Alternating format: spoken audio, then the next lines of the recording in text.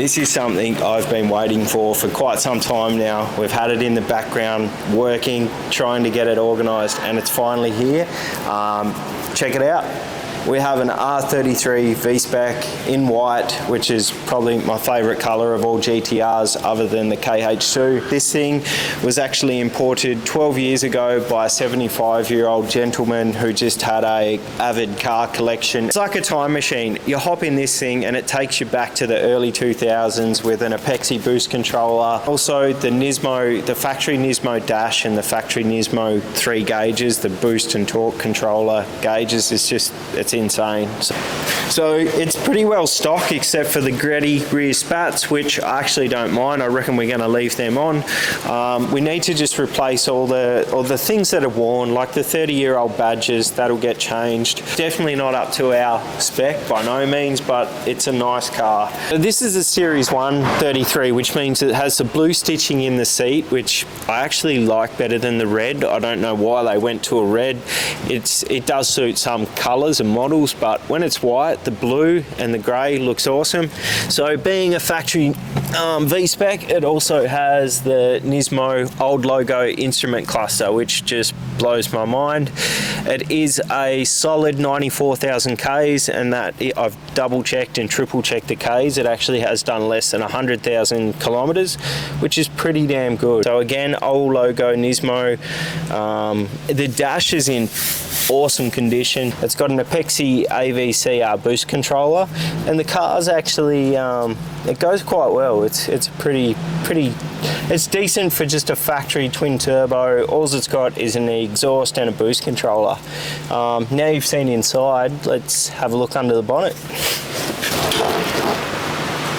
Righto, so as you can see, it's pretty well factory, and it's definitely looking its 25 to 30-year-old self, which it is. But we've got awesome chassis. The chassis rails on this thing are straight. No rust in this girl, which is nice. Yeah, what we do with it is that's up to us now. So leave some comments. Tell me what you think we should do to this car. I'd like to hear from you guys. I hope you guys come along for the journey. And yeah, this is the new GTR.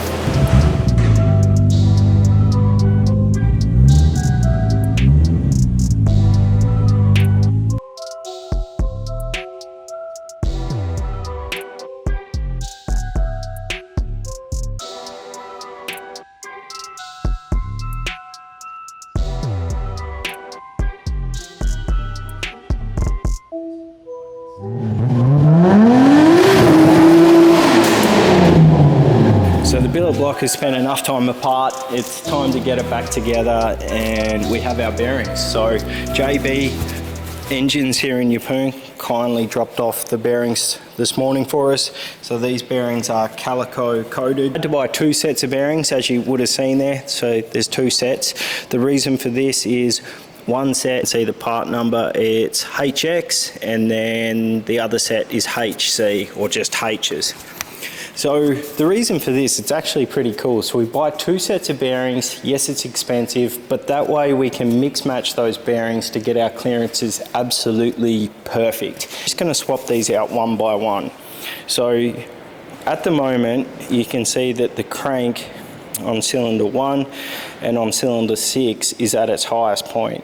So we know that we can do these 2 rod bearings. So I'm going to start at the front, which I already have. I'm going to jump to number 6. Now, the 2 different bearings, this is how we work it out. So this is the bearings that come out of it, and as you can see, on the caps, there was no wear at all. The top side one, the calico, was just starting to wear off. Now, the tools that you need to do your rod bearings is some assembly lube, Molly's a must-have, and a bit of engine oil. The engine oil you'll run is fine. Your bearings, of course, and then a good calibrated tension wrench. If you've got your bearings out, you want to look at the part numbers on them. So I'm not sure if you can see on the bearing, probably not going to be able to see it, but that says HX. So what we do is we go over to our bearing caps, grab out a new bearing. So we'll do number 6 now. Now, you don't want to put any oil underneath the rod bearing. You want to give it a clean with your thumb just to make sure it's all, or your finger, make sure it's nice and clean. There is a little bit of oil there. It's not completely dry, but you don't want to put oil there because the bearing can move. Push tight, make sure it's not going to move. It's in there great. Color coating looks awesome. And then we just give it a wipe with assembly grease, straight down the middle. Bang, that one's ready. So then let's grab the other one. This one here, which is going up inside the motor. What we do is we just push down that piston like that, gently.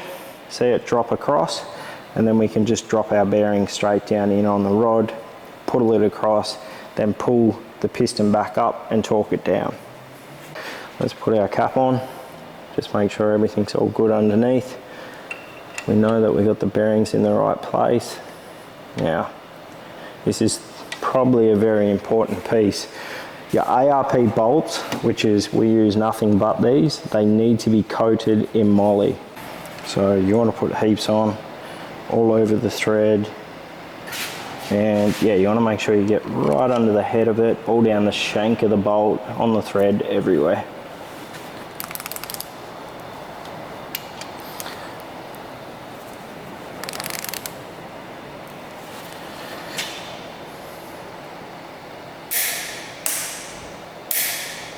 Beautiful. So once you've done your 2 that are facing up, roll it clockwise. Always roll it the way that the engine's going to turn, and then watch them moving. Beautiful. Now the next 2 that are coming up is going to be 5 and 2. Once you've done that, you can see that the bottom of the crank has come up. Pistons 1 and 6 have gone down, and then we've got 2 and 5 that we can undo, check the bearings and swap them over. Okay. Plenty of oil on there still. You can see that bearing looks pretty good. So there is a little bit of wear. Okay. And we got number 2.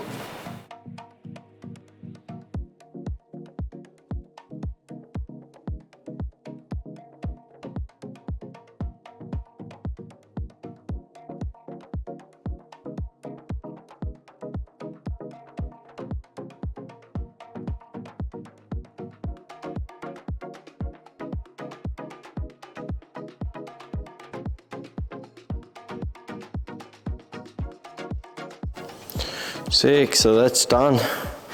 Fresh set of rods, rod bearings, and let's put the sump on now, get this thing sealed up, because I'm pretty sure I've got the valve covers coming back for it.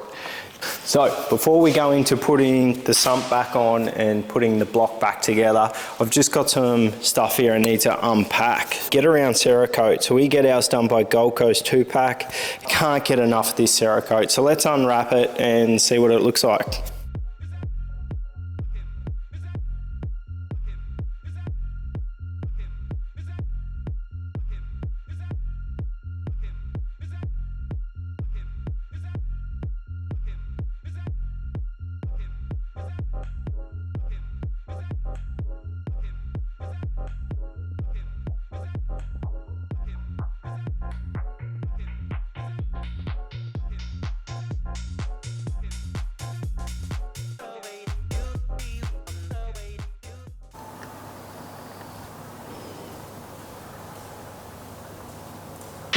This one here. Back to the block, sump's back on.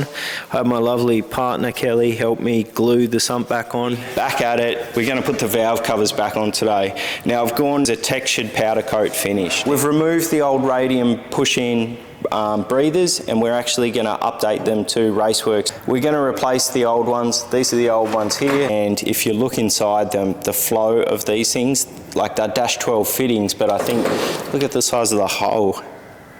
That thing is small. We're going to warm these up for a couple of minutes, and then we'll go grab the new breathers out of the freezer and throw them in. See the huge difference there. That's the old model, very restrictive.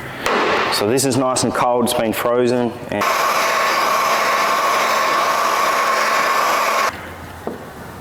it's home. Hell yeah, those fittings are sick. So this is, I call it a Mines triple flow baffle kit, but it's actually by an Australian company. You've got your oil-proof sponges. These are E85 proof, oil-proof. Cool, they work good. So poke your first sponge in, second sponge, and it goes, see where this one starts here? So your bolt hole's there, and then it goes back to there. Now before you put any sealant or whatever you use, RTV grey on this, just test fit this. So this blade here, this stopper or baffle, bulkhead, whatever you want to call it, goes right there. So it pokes down over those two, and then you know you've got the right one when all your bolt holes line up, okay? Bolt holes, so it goes like that. We glue it down and that's it. If you've got the wrong one, you'll soon know because I don't think it fits. Yeah, it's not universal. What do they call that? Pigeon swap or pigeoned? I think that's the word. So it's mimicked, so it's mirror imaged. Where the pigeon come from. Right, let's get some RTV.